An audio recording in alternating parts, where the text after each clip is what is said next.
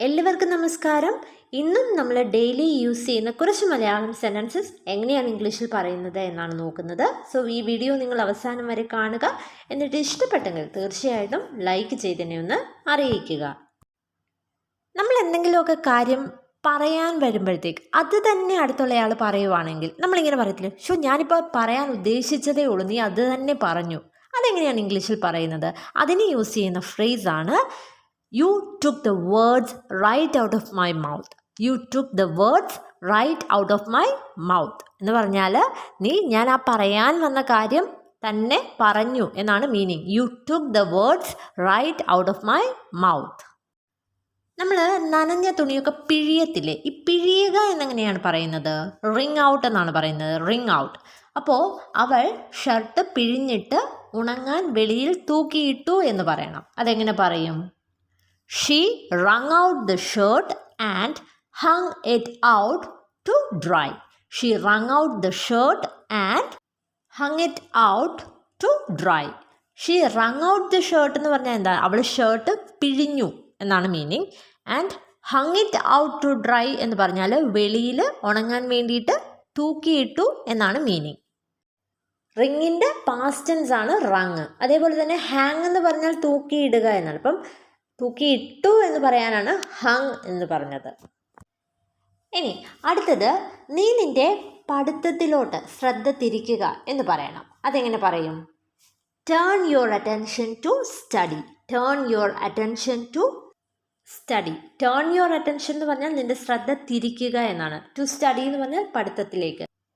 ഇത് നമ്മൾ യൂസ് ചെയ്യുന്നത് നമ്മൾ കുട്ടികളൊക്കെ പഠിക്കേണ്ട സമയത്ത് കളിക്കുകയോ അല്ലെങ്കിൽ മൊബൈൽ കണ്ടുകൊണ്ടിരിക്കുകയോ ഒക്കെ ചെയ്യുമ്പോഴാണ് നമ്മൾ turn your attention to study, ഇതിൻ്റെ പഠനത്തിലേക്ക് ശ്രദ്ധ തിരിക്കുക. ഇനി ശ്രദ്ധിക്കുന്നില്ലെങ്കിൽ നമുക്ക് പറയാം പേ അറ്റൻഷൻ. ശ്രദ്ധിക്കുക എന്നുള്ള മീനിങ് ആണ് പേ അറ്റൻഷൻ. ഇനി അടുത്തത്, അവയെല്ലാം ഒന്നിനും കൊള്ളാത്തവയാണ് എന്ന് പറയണം. അതെങ്ങനെ പറയും? All of them are good for nothing.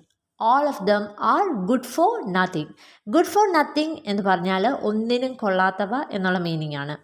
All of dum എന്ന് പറഞ്ഞാൽ അവയെല്ലാം. അപ്പോൾ അവയെല്ലാം ഒന്നിനും കൊള്ളാത്തവയാണ് എന്ന് പറയാനാണ് all of them are good for nothing.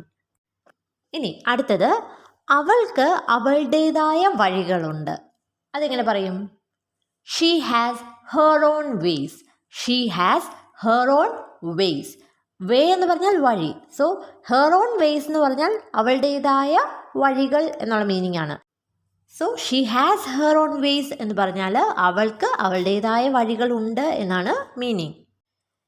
ഇനി അടുത്തത്, ഇപ്പം പാസ്റ്റിൽ നിങ്ങൾ ആരെങ്കിലുമൊക്കെ ആയിട്ട് എന്തെങ്കിലും വഴക്കും പ്രശ്നങ്ങളും ഒക്കെ ഉണ്ടായിട്ടുണ്ടെങ്കിൽ നമ്മളിങ്ങനെ പറയത്തില്ലേ, കഴിഞ്ഞതൊക്കെ മറക്കുകയും ക്ഷമിക്കുകയും ചെയ്തിട്ട് നിങ്ങൾ വീണ്ടും സുഹൃത്തുക്കളാകുക. അതെങ്ങനെയാണ് പറയുന്നത്? പാസ്റ്റിൽ എന്തെങ്കിലും അൺപ്ലസൻ്റ് ആയിട്ടുള്ള കാര്യങ്ങൾ നടന്നിട്ടുണ്ടെങ്കിൽ അതൊക്കെ ക്ഷമിച്ച് മറക്കുക എന്ന് പറയാൻ വേണ്ടി യൂസ് ചെയ്യാവുന്ന ഒരു ഫ്രേസാണ് let bygones be bygones. So പഴയതൊക്കെ മറന്നിട്ട് വീണ്ടും സുഹൃത്തുക്കളാകുക എന്നെങ്ങനെ പറയും? Just let bygones be bygones and be friends again. Be friends again എന്ന് പറഞ്ഞാൽ വീണ്ടും സുഹൃത്തുക്കളാകുക എന്നാണ്. സോ പഴയതൊക്കെ മറന്നിട്ട് വീണ്ടും സുഹൃത്തുക്കളാകുക എന്ന് പറയാനാണ് just let bygones be bygones and be friends again. പിന്നെ നമ്മളിങ്ങനെ പറയത്തില്ലേ, എനിക്ക് കുറച്ച് സമയം തരൂ. അതായത് എന്തെങ്കിലും ഒരു കാര്യം ചിന്തിക്കാൻ വേണ്ടിയിട്ടായിരിക്കും, എനിക്ക് കുറച്ച് സമയം തരൂ എന്ന് പറയത്തില്ലേ? Give me some time. Give me some time.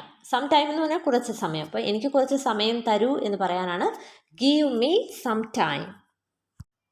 ഇനി അടുത്തത്, നീ മറന്നിട്ടുണ്ടാകുമെന്ന് ഞാൻ കരുതി എന്ന് പറയണം. അതെങ്ങനെ പറയും? ഞാൻ കരുതി എന്ന് പറയാൻ I thought. I thought you might have forgotten. I thought you might have forgotten. You might have forgotten എന്ന് പറഞ്ഞാൽ നീ മറന്നിട്ടുണ്ടാകും എന്നുള്ള മീനിങ് ആണ്. So I thought you might have forgotten എന്ന് പറഞ്ഞാൽ നീ മറന്നിട്ടുണ്ടാകുമെന്ന് ഞാൻ കരുതി എന്നാണ്. I thought you might have forgotten. ഇനി അടുത്തത്, കൃത്യമായിട്ട് എന്താണ് സംഭവിച്ചതെന്ന് എന്നോട് പറയൂ എന്ന് പറയണം. അതെങ്ങനെ പറയും? എന്നോട് പറയൂ എന്ന് പറയാൻ ടെൽ മീ. ടെൽ മീ, എന്നോട് പറയൂ. കൃത്യമായിട്ട് എന്ന് പറയാൻ എക്സാക്ട്ലി. എന്താണ് സംഭവിച്ചത് എന്ന് പറയാൻ വാട്ട് ഹാപ്പൻഡ്. അപ്പോൾ കൃത്യമായിട്ട് എന്താണ് സംഭവിച്ചതെന്ന് എന്നോട് പറയൂ എന്നെങ്ങനെ പറയും? Tell me exactly what happened. Tell me exactly what happened. അതായത് കൃത്യമായിട്ട് എന്താണ് സംഭവിച്ചത് എന്ന് എന്നോട് പറയൂ എന്നാണ് meaning. Tell me exactly what happened. ഇനി അടുത്തത്, അത് കുറഞ്ഞത് 2 മണിക്കൂർ എടുക്കും. അതെങ്ങനെ പറയും? കുറഞ്ഞത് എന്ന് പറയുന്നത് അറ്റ്ലീസ്റ്റ് എന്നാണ്. അപ്പോൾ അത് കുറഞ്ഞത് 2 മണിക്കൂർ എടുക്കും എന്നെങ്ങനെ പറയും? It will take at least 2 hours. It will take at least 2 hours എന്ന് പറഞ്ഞാൽ അത് കുറഞ്ഞത് 2 മണിക്കൂർ എടുക്കും എന്നാണ് മീനിങ്. അടുത്തത്, ഞാൻ കാത്തിരുന്ന നിമിഷമാണിത് എന്ന് പറയണം. അതെങ്ങനെ പറയും? This is the moment I have been waiting for. This is the moment I have been waiting for. Moment എന്ന് പറഞ്ഞാൽ നിമിഷം എന്നുള്ള മീനിങ് ആണ്. So this is the moment എന്ന് പറഞ്ഞാൽ ഇതാണ് ആ നിമിഷം എന്നുള്ള മീനിങ് ആണ്. So this is the moment I have been waiting for എന്ന് പറഞ്ഞാൽ ഞാൻ കാത്തിരുന്ന നിമിഷമാണിത് എന്നാണ് മീനിങ്. ഇനി അടുത്തത്, അവൻ ദിവസം മുഴുവനും എൻ്റെ ഒപ്പം ഉണ്ടായിരുന്നു എന്ന് പറയണം. ദിവസം മുഴുവനും എന്ന് പറയാൻ ത്രൂ ഔട്ട് ദ ഡേ എന്ന് പറയാം. Through out the day. അപ്പോൾ അവൻ ദിവസം മുഴുവനും എൻ്റെ ഒപ്പം ഉണ്ടായിരുന്നു എന്നെങ്ങനെ പറയും? He was with me through out the day. He was with me through out the day എന്ന് പറഞ്ഞാൽ അവൻ ദിവസം മുഴുവനും എൻ്റെ ഒപ്പം ഉണ്ടായിരുന്നു എന്നാണ് meaning. He was with me through out the day. ഇനി അടുത്തത്, എനിക്കത് ഇപ്പം മനസ്സിലായി എന്ന് പറയണം. അതെങ്ങനെ പറയും? I got it now. I got it now. Get എന്ന് പറഞ്ഞാൽ മനസ്സിലാവുക എന്നുള്ള മീനിങ് ആണ്. സോ ഗോട്ട് എന്ന് പറഞ്ഞാൽ മനസ്സിലായി. So I got it now. എനിക്കത് ഇപ്പം മനസ്സിലായി എന്നാണ് മീനിങ്. ഇനി അടുത്തത്, ഒരുപാട് ജോലികൾ ബാക്കിയുണ്ട് എന്ന് പറയണം. അപ്പം ബാക്കിയുണ്ട് എന്ന് പറയാൻ പെൻഡിങ് ആണെന്ന് പറയാം. അപ്പോൾ there are plenty of chores pending. Chores എന്ന് പറഞ്ഞാൽ ചെറിയ വീട്ടുജോലികൾ എന്നുള്ള മീനിങ് ആണ്. അപ്പോൾ ഒരുപാട് ജോലികൾ ബാക്കിയുണ്ട് എന്ന് പറയാനാണ് there are plenty of chores pending. Plenty എന്ന് പറഞ്ഞാൽ ധാരാളം എന്നുള്ള മീനിങ് ആണ്. There are plenty of chores pending.